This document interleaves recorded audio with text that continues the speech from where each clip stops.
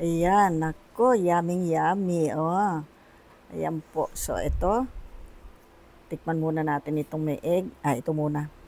Yung malaki na. Hello po mga kaibigang OFW. Nandito na naman po ako. Ang ating paglulutuan ngayon natin tayo sa garden, mini garden. So, magluluto po tayo ng siopaw. Unahin po natin ituin yung peeling niya. Gagawin po natin siyang asado. Ngayon, ito po, maglalagay po tayo na isang puso ng bawang. Ayan. Bilisan, tumapo na yung aking toyo. Ayan. Tapos, isabay na natin sibuyas para madaling maluto. Ayan. So, ito po mamaya natin ilalagay yung star anise para sa ating siopaw asado. Yung sibuyas po, 2 pirasong maliit lang yan. Small. Pagka medium gagamitin nyo, pwede isa lang. So, lantahin muna po natin ito ng konti bago natin ilagay yung ating karne. So, ito po lalagyan na natin yung 1 kilo pork na tigi. Ewan ko ba nga ano, nakalimutan ko kung saan yung ibang tawag ko. Tigi po ito, yung malambot siyang parte. Isang kilo po ito kasi maraming gustong matuto na madali lang sundan pag 1 kilo. Ayan.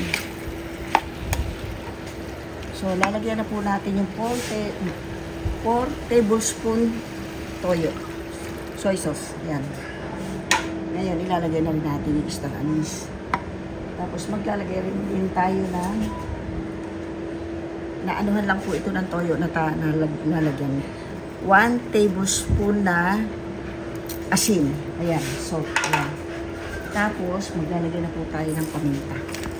Ang magdadala po dyan, itong star anise.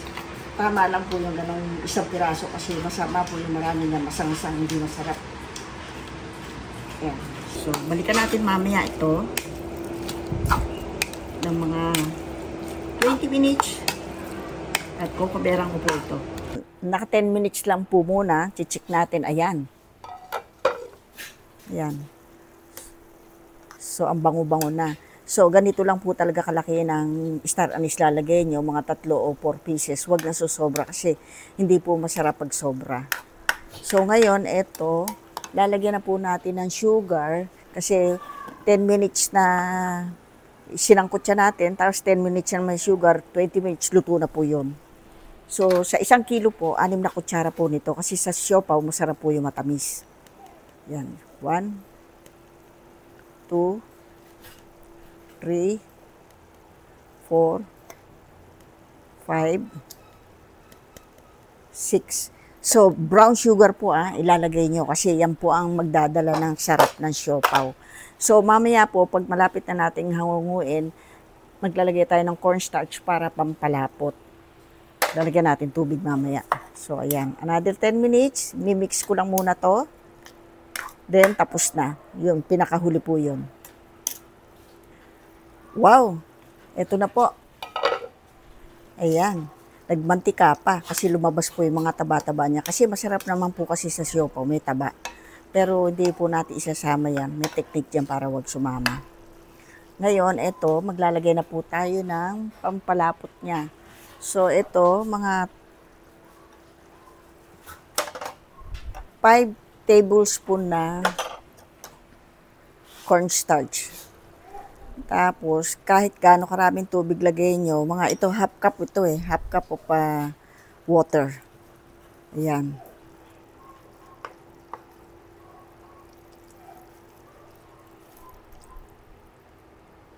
Ayan.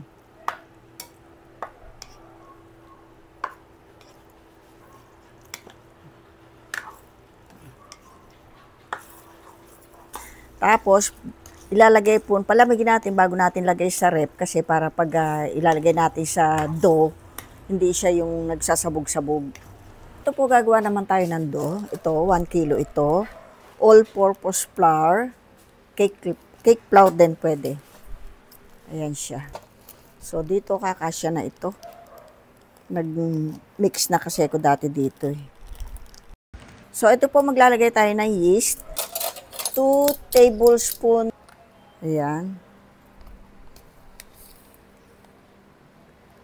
Ayan. Then, maglalagay tayo ng 1 tablespoon na baking powder. Ayan. Maglalagay din po tayo ng 1 tablespoon na oil. Meron akong lard doon. Sa kabila, tinamad na akong pumunta. Kung may lard kayo, lard, mas maganda para hindi mapula yung dough nyo. Ayan, maglagay tayo ng, ayan, konti pa. Tapos, 1 cup of sugar, na white sugar. Ayan.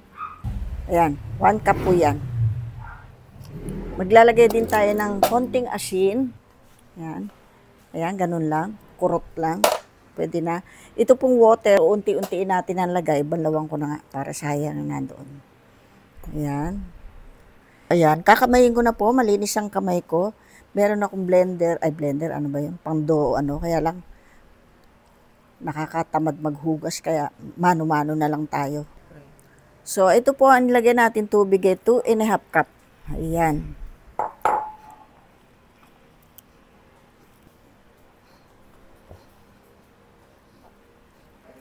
So, ito po, namas ko na.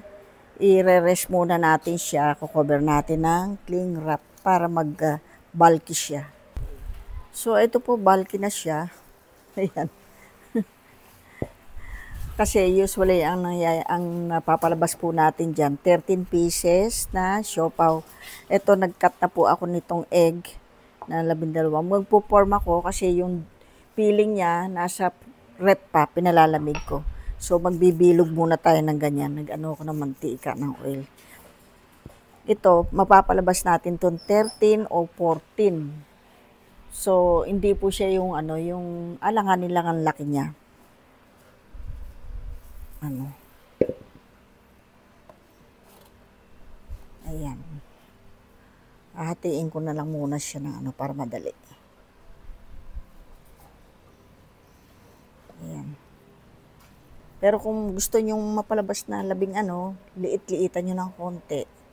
Kaya tulad nito, liliitan ko siya. Ayan. Alanganin. Gawin natin 14. Pwede siya. 16 ang papapalabas natin o 14. Lalagyan na po tayo ng filling sa ating dough. So, ang ginagawa ko po, simple lang, ganyan lang. Hindi na tayo kailangan gumamit ng rolling pin. Ayan. Ayan, ganyan lang siya. Tapos, kailangan medyo laki pa ng konti. Ayan. So, ito na po. Na ano ko na sa freezer para mabilis lumamig. Tsaka para hindi siya yung masabaw na pagbabalutin natin. Ayan. Yung nag-request na nakasalubong ko, eto. Sinabi mo magluto ako ng siopaw. Ayan. Hindi na po itlog na maalat inanokot. Napaka mahal lang itlog na maalat. Wala naman tayong nagawa. Ayan. Ayan po. Old style na pagbalot para mabilis. Pero meron din. I-direkta na po natin. Nagpapainit ako niyan. Pag kumulo na po, doon po ang counted natin. 15 minutes. Hindi pa po siya kumukulo.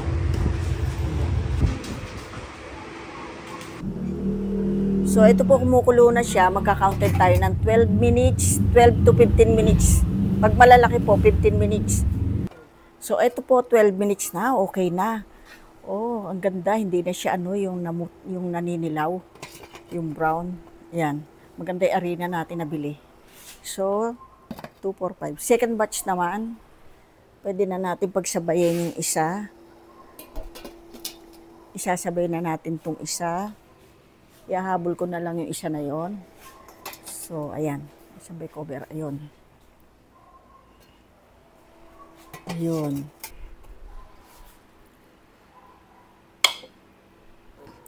So, ito po sa 1 kilo na flour, naka 16 pieces tayo.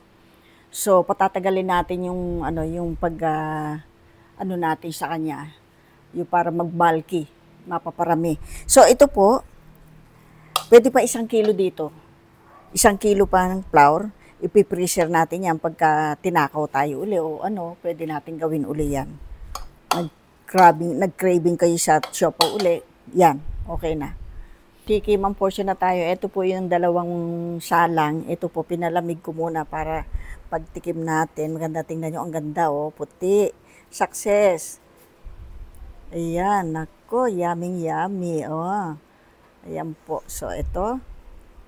Tikman muna natin itong may egg. Ito muna. Yung malaki na.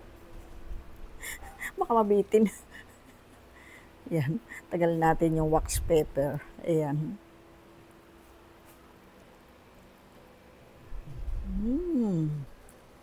Hindi ko na po ginawaan ng sauce to kasi nga, iba thick na yung ano, hindi na kailangan. Meron po tayong ginagawang siopaw na gagawa ng sauce. Ito hindi na. Ano na siya? 2-in-1 na. Sarap.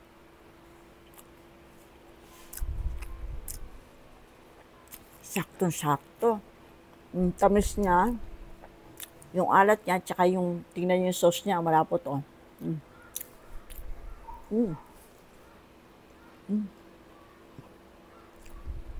Yummy. Yung laman. Yung binili ko, wala na laman eh. Kaya nag-effort ng kumuha to, tapos may nag-request din. Sarap.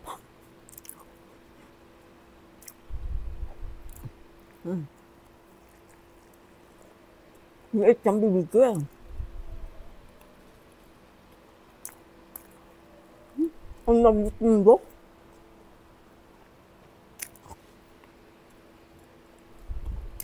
Ang siyang putong puti.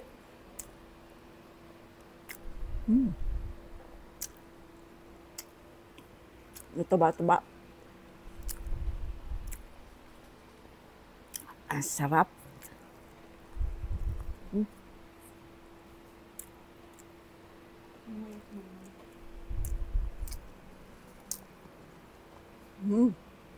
Ang lalaki po ng ginawa ko.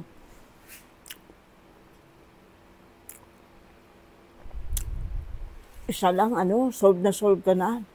Hindi ka mabibitin.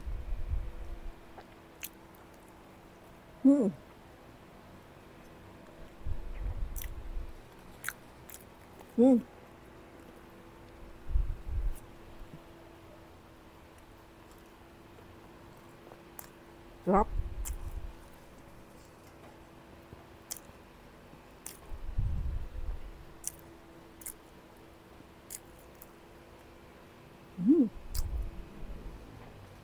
Walang panulak.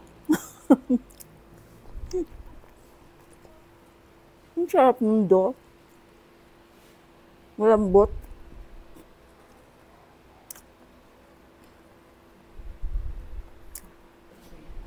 Eto po yung nag-request po na gumawa uli ako nito. Eto na, salamat. Tsaka shout out doon sa Bench, Concepcion, yung tsaka sa mami niya si Menchi, at tsaka yung kanyang wife na si April, mga nakakasalubong ko sa MRT, tsaka sa Marikina Market. Shout out po sa lahat ng mga subscriber ko. Hindi ko na isa-isahin pero nababasa ko yung mga comment nyo. See you po next video. Thank you sa panonood at walang sawang pagsubaybay sa Prinsesa ng Kusina channel. Bye!